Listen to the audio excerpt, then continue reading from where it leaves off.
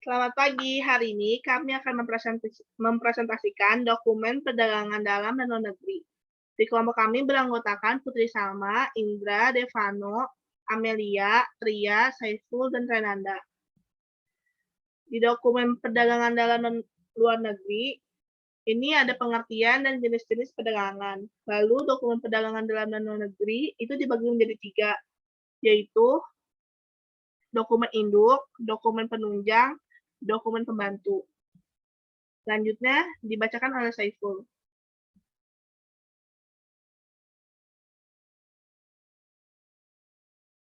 Pengertian dan jenis perdagangan. Perdagangan adalah kegiatan ekonomi yang menghubungkan produsen dan konsumen. Sebuah kegiatan distribusi, maka perdagangan menjamin penyebaran peredaran. Perdagangan juga bisa disebut juga proses tukar-menukar barang maupun jasa. Kegiatan ini terjadi dikarenakan perbedaan sumber daya dan perbedaan kebutuhan.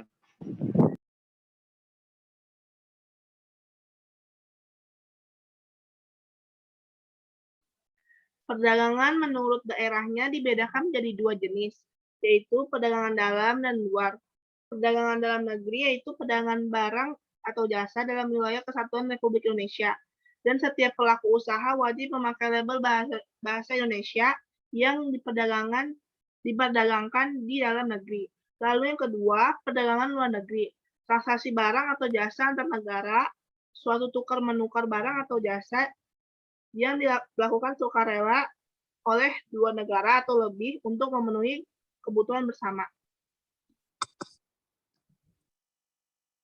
Dokumen perdagangan dalam dan luar negeri. 1. Dokumen induk. Dokumen induk yang dikeluarkan oleh Badan Pelaksanaan Utama Perdagangan Internasional yang memiliki fungsi sebagai alat pembuktian pelaksanaan suatu transaksi. Yang termasuk dokumen induk adalah yang pertama, letter of credit. Apa itu letter of credit?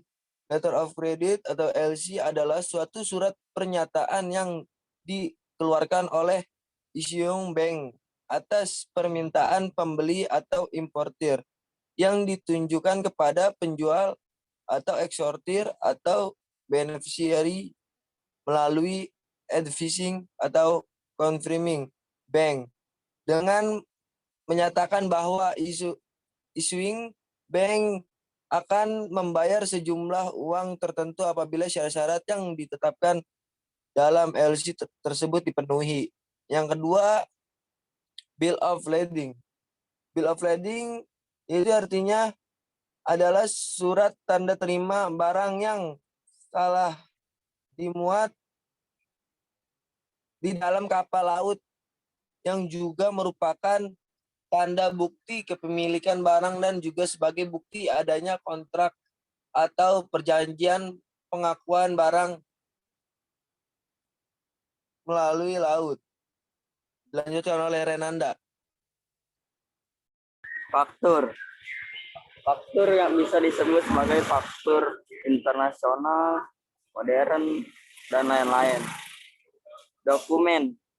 Dokumen adalah suatu dokumen yang bisa membuat pelajaran. Next.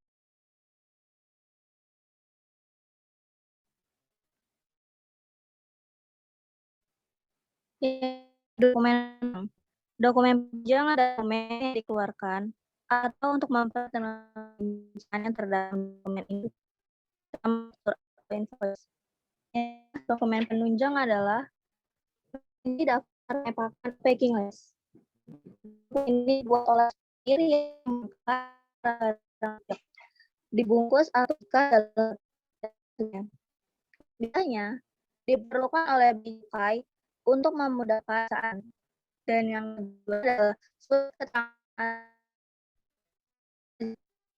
surat peringatan ini ditandatangani untuk membuktikan asal dari suatu barang digunakan untuk memperoleh fasilitas dia atau masuk sebagai alat penghitung di negara tujuan dan untuk mencegah masuknya barang di negara terlarang.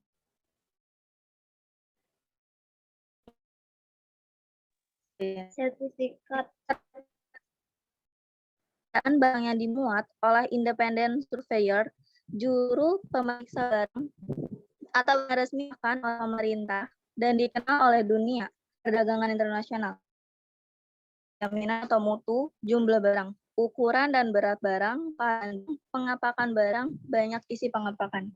Lanjut oleh Salma. Sertifikat mutu. Sertifikat mutu adalah sertifikat yang menerangkan bahwa kualitas atau mutu barang telah sesuai dengan persyaratan yang ditetapkan oleh pembeli dan ditandatangani oleh pejabat berwenang. Terus ada sertifikat mutu dari produsen. Dokumen ini dibuat oleh produsen atau pabrik pembuat barang yang diekspor atau supplier yang menguraikan tentang mutu dari barang-barang. Selanjutnya, keterangan timbangan. Suatu catatan yang berisi perincian berat tiap-tiap peti atau kemasan yang biasanya menyebutkan berat kotor dan berat bersih tiap kemasan dihimpun dalam satu daftar yang total keseluruhannya sama dengan total berat kotor dan berat bersih yang tercantum dalam faktur perdagangan. Terus daftar ukuran. Daftar yang berisi ukuran dan takaran dari tiap peti atau kemasan yang biasanya disebut volume atau volume dari tiap kemasan. Terus selanjutnya ada analisa kimia. Cabang kimia yang berhubungan dengan pengembangan dan penggunaan teknik untuk pengukuran kimia.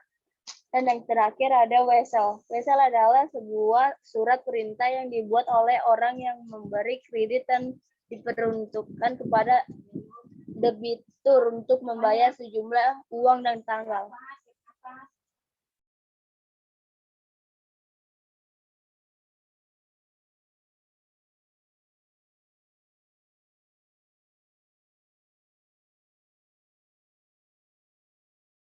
Yang ketiga ada dokumen pembantu.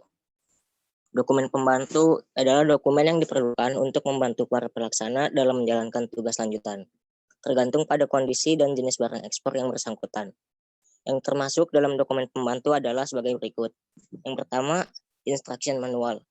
Instruction manual itu keterangan terinci mengenai tata cara dan tata kerja suatu alat, termasuk uraian proses pembuatan.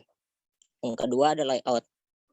Layout adalah gambar dan denah tata letak mesin dalam pabrik yang susunannya disesuaikan dengan proses produksi dan bertujuan untuk memperoleh efisiensi dan produktivitas yang optimal pada saat produksi.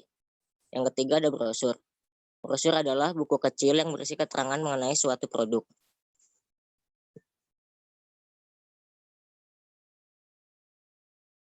Baik, mungkin segitu aja dari kelompok kami. Sekian dari kami, terima kasih.